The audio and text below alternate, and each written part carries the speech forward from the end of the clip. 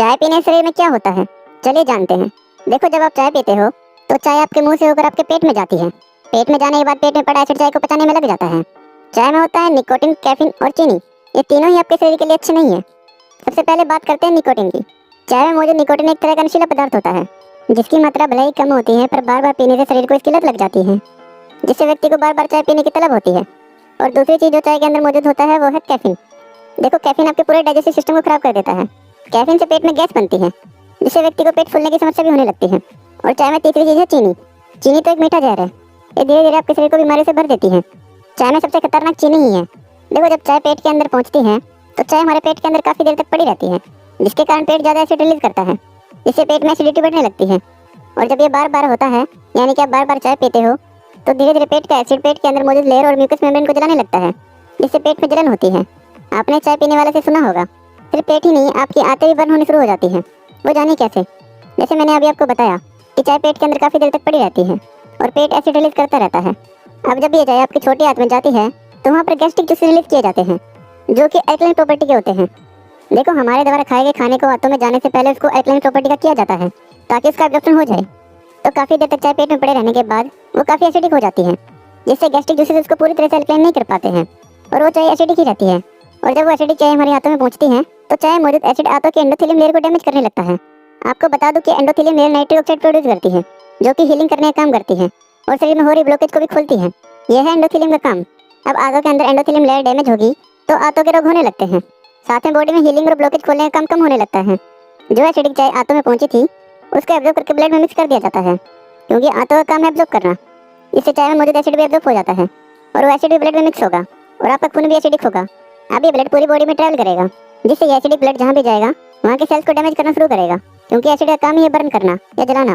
और साथ में नसों को भी डैमेज करेगा, क्योंकि ये एसिडिक ब्लड है, जिससे ब्लड का वॉल्यूम भी बढ़ेगा। तो ब्लड का वॉल्यूम बढ़ेगा तो नसों में ब्लॉकेज होनी शुरू होगी। साथ में नसों के अंदर भी एंडोथेलियम लेयर को डैमेज करेगा, जिसका प्रोसेस मैंने आपको बताया ही है कि इसके डैमेज होने से आपके शरीर में क्या होता है, जिससे आप पूरे शरीर का कंट्रोल सिस्टम ही खो देते हो। अब कुछ लोग बोले हैं कि हम तो डेली चाय पीते हैं, हमको कुछ नहीं हुआ। तो आपको बता दूं कि आपके शरीर में तुरंत रिजल्ट नहीं दिखता है। जब कुछ टाइम बाद आप धीरे धीरे चाय की क्वांटिटी बढ़ा देते हो तो धीरे धीरे बॉडी डैमेज होना शुरू हो जाती है और कब बीमारी आपको घेर लेती है आपको पता भी नहीं चलता है कि शरीर के साथ क्या हो रहा है। हमारे देश में सभी लोग खाली पेट सबसे पहले चाय ही पीते हैं और कुछ लोगों को तो उठते ही बेड पर चाय चाहिए, क्योंकि बिना चाय पिए उनकी उतरती ही नहीं है। चाय पीने के बाद ही हल्का होने जाते हैं, ऐसा हाल है हमारे देश का। इनको चाय की इतनी ज़्यादा आदत हो चुकी है कि कोई काम करने से पहले इनको चाय चाहिए। मतलब उन्होंने चाय को एनर्जी ड्रिंक ही समझ लिया है। चाहे कितनी गर्मी क्यों ना हो, इनको वेदर से भी कोई फर्क नहीं पड़ता, बस चाय पीनी है तो पीनी है। और सोशल मीडिया पर तो चाय लवर बोलकर ट्रेंड चला रहे हैं। इनको ये नहीं पता कि ये ऐसा बोलकर विदेशी कंपनियों का प्रॉफिट तो बढ़ा ही रहे हैं, साथ में शरीर को भी खराब कर रहे हैं। चाय पीने के इतने ज़्यादा नुकसान हैं कि उससे लगभग सारे लोग शरीर में आ जाते हैं। तो जिसमें से सबसे पहला है कि शरीर में एसिड और एल्कलाइन का बैलेंस बिगड़ जाना। स्वस्थ शरीर के लिए शरीर में एसिड और एल्कलाइन का बैलेंस रहना जरूरी है, और चाय पीने से एसिड ज़्यादा बढ़ जाता है, जिससे बॉडी का एसिड एल्कलाइन बैलेंस बिगड़ जाता है। दूसरा है डाइजेशन को बिगाड़ देना। जब आपका डाइजेशन बिगड़ जाएगा तो आपको पेट के सारे रोग आने शुरू हो जाएंगे, जैसे गैस, एसिडिटी, कब्ज, इंडाइजेशन, ये सारी बीमारियां आनी शुरू हो जाएंगी।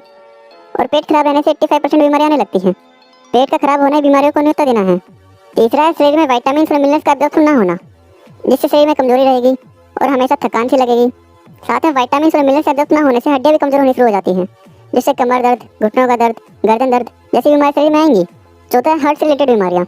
जैसे ही नसों में ब्लॉकेज होनी शुरू होती है, वैसे ही हार्ट प्रॉब्लम, ब्लड प्रेशर की बीमारी शरीर में आती है। पाँचवा है भूख न लगना।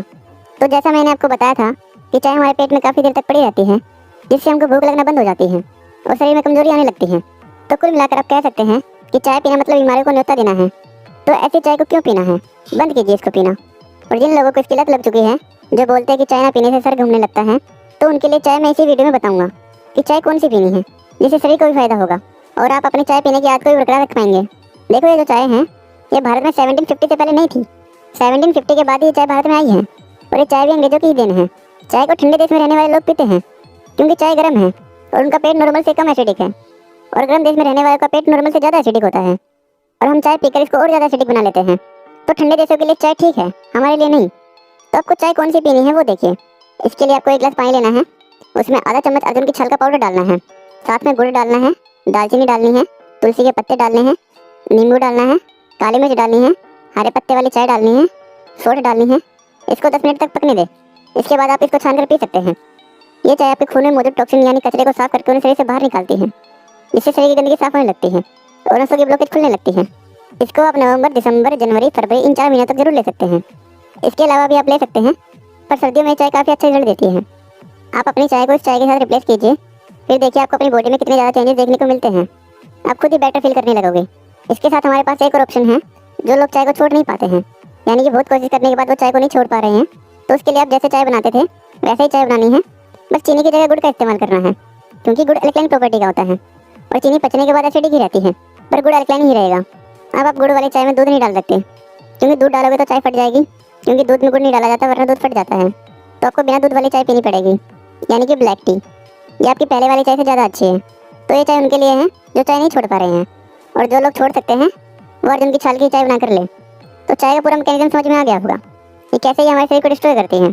तो आज से अभी से चाय को बंद कीजिए, या फिर हमारी बताई हुई चाय के साथ रिप्लेस कीजिए और अपनी हेल्थ और अपने घर वालों की हेल्थ को सुधारिए। वीडियो अच्छी लगे तो वीडियो को लाइक जरूर कीजिए, जिससे हम आप लोगों के लिए ऐसे ही अच्छे अच्छे हेल्थ और फिटनेस की वीडियो लाते रहें।